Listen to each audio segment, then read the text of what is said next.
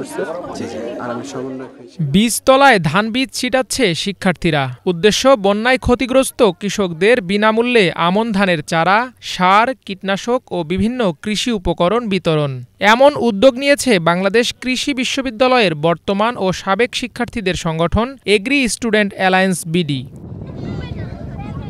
হঠাৎ বন্যায় তলিয়ে যাওয়া দেশের দক্ষিণ পূর্বাঞ্চলের ১১টি জেলায় এখন পর্যন্ত ৭১ জনের মৃত্যু হয়েছে। ক্ষতিগ্রস্ত হয়েছেন প্রায় ১৪.৫ লাখ কৃষক।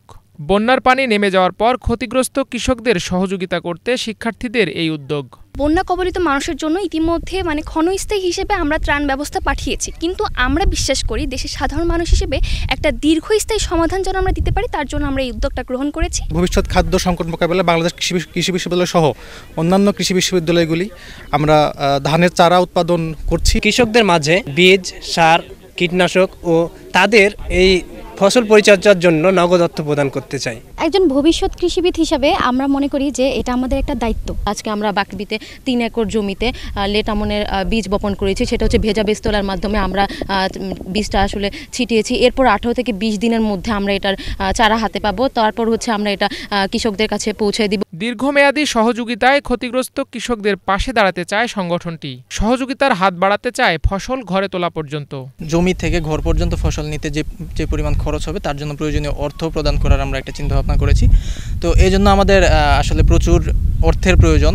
আমরা ফান্ড কালেক্ট করছি। আমরা সারা দেশের মানুষের কাছ থেকে প্রত্যাশা করব যে আপনারা যেভাবে পারেন আমাদের সহযোগিতা করবেন। আপনারা জানেন বন্যা দুর্গত অঞ্চলে এখন অনেকেই ত্রাণ বিতরণ করছে, কিন্তু তারা যে ত্রাণটা বিতরণ করছে সেই ত্রাণ দিয়ে একজন কৃষক বা একজন দরিদ্র লোকের একদিন বা 2 দিনের খাবারের সংস্থান হবে, কিছুটা কাপড়ের সংস্থান হবে।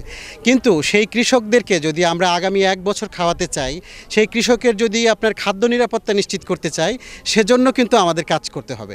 আমরা কৃষিবিদরা, কৃষির সাথে সংশ্লিষ্ট সকল ব্যক্তি, বিজ্ঞানী এবং কৃষি সংশ্লিষ্ট প্রতিষ্ঠানরা, সেজন্যই আমরা আজকে এগিয়ে এসেছি। এ কর্মসূচিতে আর্থিক সহযোগিতা করছে বিশ্ববিদ্যালয়টির সাবেক শিক্ষার্থীদের সংগঠন কৃষিবিদ ফাউন্ডেশন ফর হিউম্যানিটি।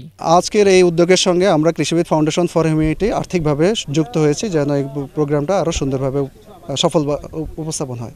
বন্যায় ক্ষতিগ্রস্ত বন্যার্ত কৃষকদের জন্য তাদের পুনর্বাসন এবং কৃষি পুনর্বাসনের জন্য আজকে যে ধানের চারা বিতরণের উদ্দেশ্যে যে বীজতলার প্রিপারেশন এবং বীজ বপনের যে উদ্যোগ গ্রহণ করেছে, সেখানে কৃষিবিদ ফাউন্ডেশন তাদের এক্সপার্ট ওপিনিয়ন সহ আর্থিক সহায়তার জন্য আমরা আজকে এখানে উপস্থিত হয়েছি।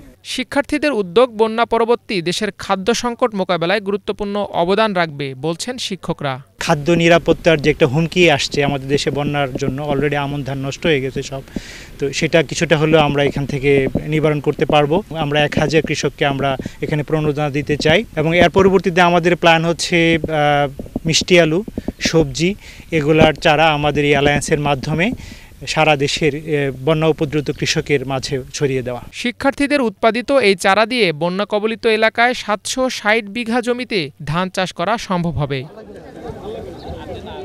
Bangla vision news desk.